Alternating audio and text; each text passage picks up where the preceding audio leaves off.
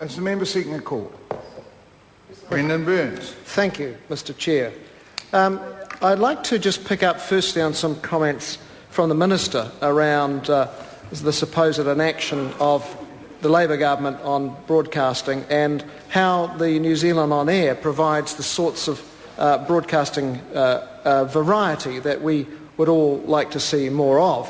And just put the point to the Minister that as of a week ago, New Zealanders believed that KiwiSaver was intact after a cut as this government came into office, which it signalled prior to coming into office. And now New Zealanders are discovering that the scheme which was promised to them was going to be left intact is in fact now going to have the axe taken to it. Point of order, Honourable Mr Chair, I can't see what debate on KiwiSaver has in what way it's related to this bill at all. Point of order. It's going to be a long afternoon. Yes, speaking of the point of order. Sir, I am drawing an analogy between the Minister's comments suggesting that New Zealand On Air provides funding and it's secure for the provision of alternate content for television, other than that might be provided under a commercial model, which is the heart of the change in Part 1 of this bill. I'm on my feet. I think it certainly is the practice of the House at times to make comparative illustrations, and rather than jump up and immediately say he has mentioned this word or she has mentioned or the member has mentioned this word or this phrase, I think I prefer to give a bit of context around that. But this is not an opportunity to relitigate or debate or expand on issues which don't have pertinence to the bill, but it is within the bounds of debate in a committee stage to make comparative illustrations, and that's where the member should confine himself. Thank you, Mr Chair. Thank you, Mr Chair. We come back to the function of this bill. At Part 1, it specifies that the purpose of the Act is to ensure that TVNZ carries out its functions and maintains its commercial performance. That is the heart of this part, the heart of that clause, the heart of the bill. It is at the heart of the government's broadcasting policy. And if we look at this Minister's record in respect of that, it is not flash in terms of a situation which began with him refusing to have a review of the competition issues within television particularly, despite the Treasury's CC Mao unit saying that not having such a review would risk eroding the shareholding that the Crown owns in TVNZ as Sky became increasingly dominate. That was the starting point of this Minister's tenure as Minister of Broadcasting. He moved in quickly next to freeze Radio New Zealand to the point where it's now having its new chair suggesting it may have to raise funding through cake stalls and selling its grand pianos. It is also, I note, languishing on the bill more than a year and a half nearly since the charter ended and is due to have been renewed at the beginning of January last year. We've also seen, coming back to the functions of Television New Zealand as prescribed under Part 1 of this bill, and TVNZ maintaining its commercial performance. In fact, TVNZ has been following to this Minister's dictates for most of the last 2.5 years. One example of that alone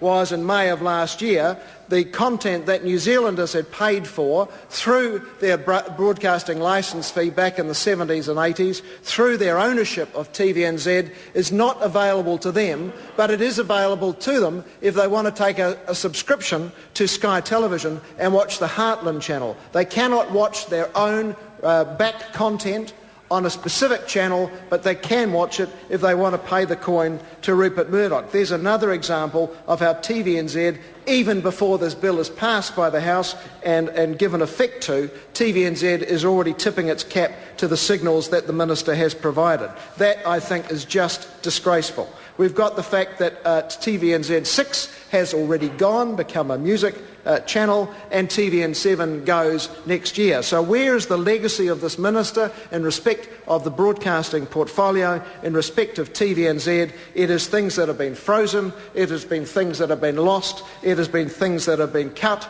it has been things that have been handed across to the private sector, and that is a woeful, woeful track record. I wanted to pick up on the points that my colleague Claire Curran raised in respect of the Minister's contact with the Board of Media Works, and note that he has met that board 9 times. 9 times as Minister, 9 times, 6 times last year, as a sweetheart deal was being brought together for that media organisation. He's met the board of Radio New Zealand 2 times in the entire tenure of him holding that portfolio. I do not know how many times he's met Television New Zealand's board, the board for which he has responsibility, but I'd like to know what it is, and I'd be interested to know if it's as many times as he's met the board of Media Works, where a sweetheart $43 million loan deal was organised for that organisation.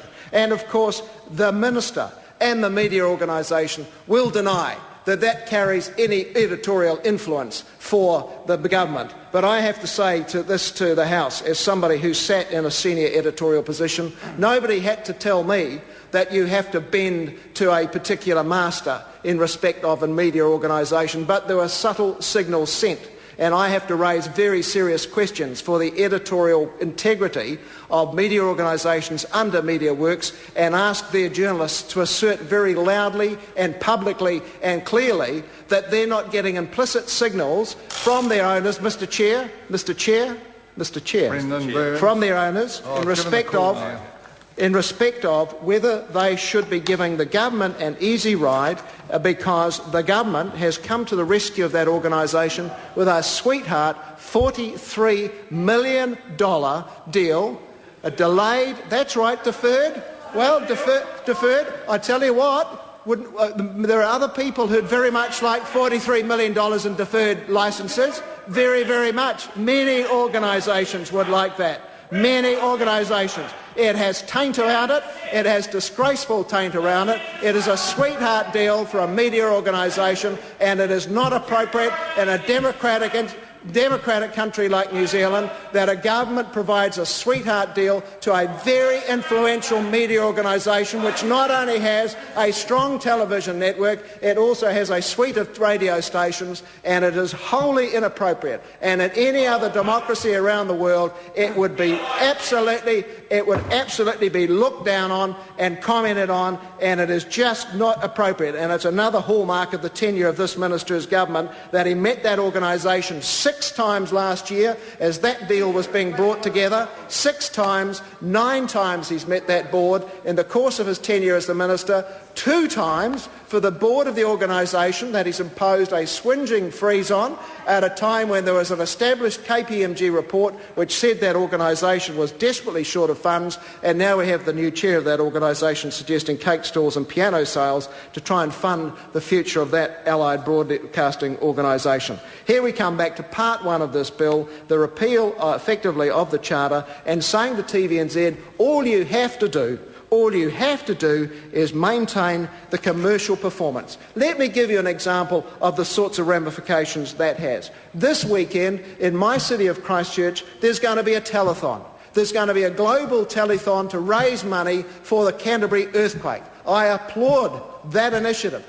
Who's doing the broadcasting for it? Do we look at our state broadcaster to come and provide all of the technical expertise that it has, to provide all of the staff resources that it has, all of the camera operators, all of the networks, all of the stars, all of the personalities, to try and give some mana to that effort to raise money for my desperately needy city of Christchurch? No. It is not our state broadcaster. And why isn't it our state broadcaster? I acknowledge, looking at Georgina Tahoho opposite, Māori television. Māori television has stood up and it's taken on that role, and Māori television is becoming the state broadcaster for this nation in the absolute absence of anything resembling a state broadcaster that should be stepping up to the plate and should be helping beleaguered communities like mine and Christchurch Central, who are desperately in need of funding and support and assistance. And in the past, we have looked to our state broadcaster